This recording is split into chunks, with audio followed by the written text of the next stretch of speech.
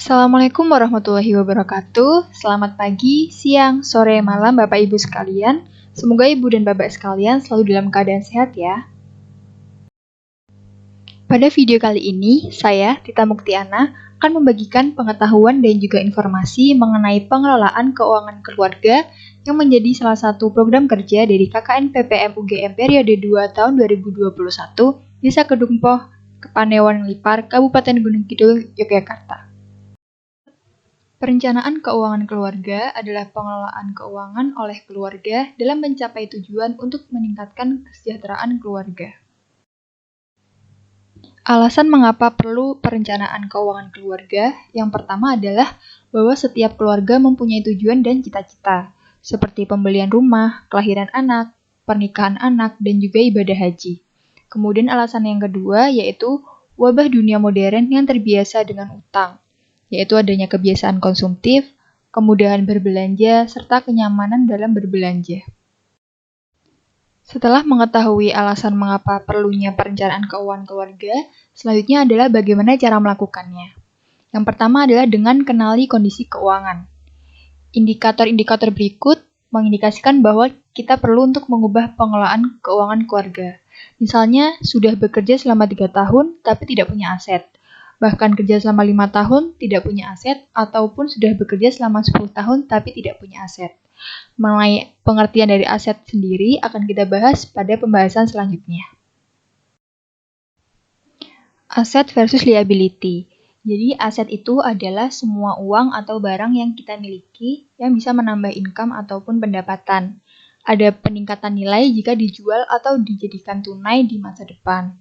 Sedangkan liability atau hutang adalah semua kewajiban yang kita miliki, misalnya seperti kredit mobil, rumah, ataupun semua kewajiban yang menambah beban ataupun pengeluaran kita, misalnya angsuran mobil ataupun angsuran rumah.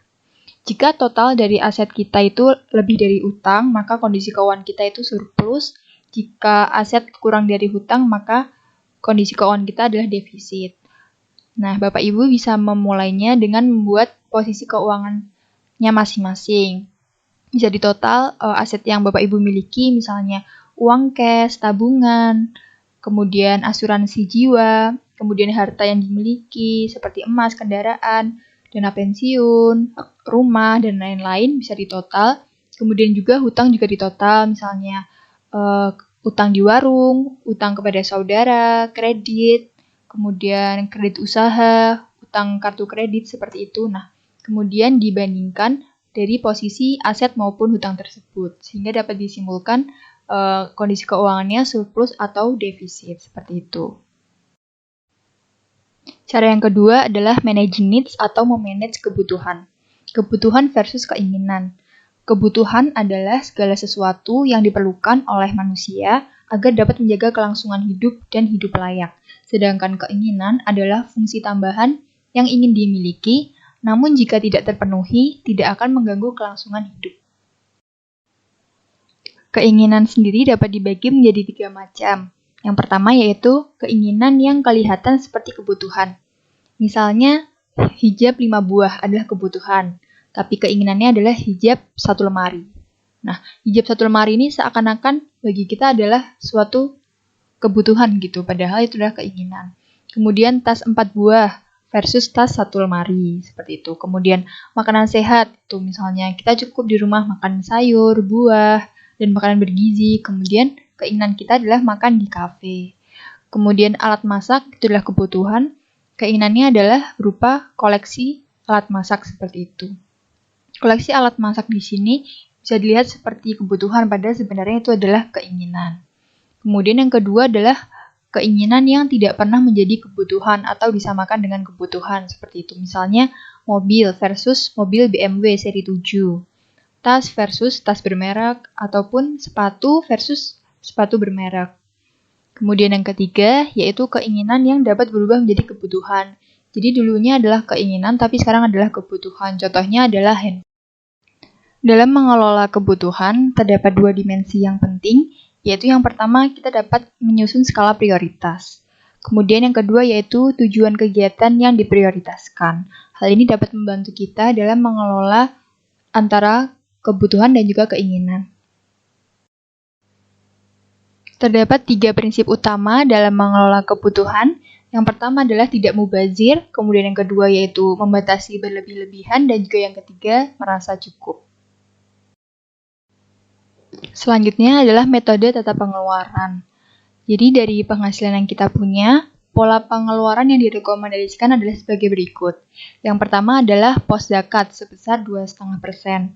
Seperti yang kita ketahui bahwa terdapat zakat penghasilan sebesar 2,5% apabila pendapatan kita sudah memenuhi nisabnya, yaitu sebesar setara dengan 85 gram emas per tahun atau pendapatan 6.489.748 per bulannya. Kemudian yang kedua yaitu pos cicilan hutang maksimum 35%, terdiri dari 15% hutang konsumtif dan 20% hutang produktif. Kemudian pengeluaran yang ketiga yaitu pos tabungan masa depan minimum 10% dari pendapatan. Kemudian 4, pos asuransi minimum 10% dari pendapatan. Dan yang kelima adalah pos belanja kebutuhan dan gaya hidup maksimum 45% dari pendapatan yang kita punya. Selanjutnya, cara ketiga dalam mengelola keuangan keluarga yaitu managing dreams atau mengelola impian. Setiap keluarga pasti memiliki impian yang berbeda-beda, memiliki impian yang ingin mereka capai dengan keluarga mereka. Dan cara mengelolanya adalah kita dapat membagi ataupun mencatatnya sesuai dengan kolom-kolom berikut. Misalnya kita bagi sesuai dengan kategorinya, kemudian impiannya, estimasi biaya, kemudian jangka waktu, dan juga bagaimana strategi keluarga kita dalam merealisasikan impian tersebut. Selanjutnya, cara keempat yaitu managing defisit ataupun surplus. Yang pertama yaitu managing surplus atau mengelola surplus. Surplus adalah keadaan di mana pendapatan adalah lebih besar daripada pengeluaran. Mengapa bisa terjadi surplus? Yang pertama yaitu pendapatan bertambah, namun pengeluaran konstan. Ataupun juga bisa pendapatan tetap, namun pengeluaran yang keluarga kita keluarkan itu berkurang, ataupun kita berhemat seperti itu. Lalu bagaimana jika terdapat surplus? Bagaimana cara kita mengelolanya? Yaitu dapat kita alihkan ke menabung, investasi pasar modal, emas, properti, maupun investasi langsung. Selanjutnya yaitu managing defisit atau mengelola defisit. Defisit sendiri adalah kebalikan dari surplus di mana pendapatan kurang dari pengeluaran. Defisit dapat terjadi karena yang pertama, pendapatan menurun namun pengeluaran tetap. Ataupun pendapatan tetap namun pengeluarannya besar. Nah, kemudian cara untuk mengurangi defisit yang pertama adalah dengan meningkatkan pendapatan dengan cara mencari pekerjaan tambahan, ataupun yang kedua dengan meminjam jika memang sangat diperlukan untuk kebutuhan primer atau kebutuhan pokok, seperti itu. Kemudian yang ketiga dapat dengan mengurangi jumlah pengeluaran non-rutin, yaitu kebutuhan di luar kebutuhan pokok, dan juga memangkas ataupun memotong secara agresif pengeluaran yang kurang diperlukan. Cara mengelola keuangan keluarga yang kelima yaitu dengan managing contingency atau mengelola kontingensi. Kontingensi adalah sesuatu yang mungkin terjadi di masa yang akan datang, tetapi tidak bisa diprediksi secara pasti kejadiannya. Misalnya hilangnya pendapatan tetap ataupun terjadi suatu bencana. Perlu untuk menyisihkan dana emergensi sebesar 10 hingga 30%. Di mana dana ini disiapkan untuk 4 bulan atau lebih. Lalu bagaimana cara mengelolanya? Bisa disimpan dalam bentuk tabungan tanpa ATM, ataupun deposito, ataupun dalam bentuk asuransi. Selanjutnya kita akan membahas mengenai emergency fund atau dana darurat, di mana hal ini adalah simpanan uang yang disisihkan untuk menutupi bila ada kejadian-kejadian yang tak terduga dalam kehidupan. Kemudian syarat dari dana darurat yang pertama yaitu likuiditas tinggi atau mudah dicairkan, sehingga saat kita memerlukannya dapat mudah untuk kita gunakan. Kemudian yang kedua yaitu terpisah dengan tabungan lain. Yang ketiga memenuhi 3 hingga 6 bulan dari pengeluaran rutin kita. Fungsi dari dana darurat sendiri yaitu dapat digunakan bila terjadi pemutusan hubungan kerja, ataupun terjadi darurat kesehatan baik untuk diri kita sendiri, orang tua, ataupun saudara. Kemudian perbaikan rumah yang tidak terduga, masalah mobil ataupun kendaraan, dan juga biaya perjalanan yang tidak terencana. Kemudian dampaknya apabila kita memiliki dana darurat, yang pertama yaitu hutang tidak terjadi atau terkendali. Kemudian yang kedua, tingkat stres menjadi menurun, dan yang ketiga tidak tergoda untuk belanja-belanja konsumtif.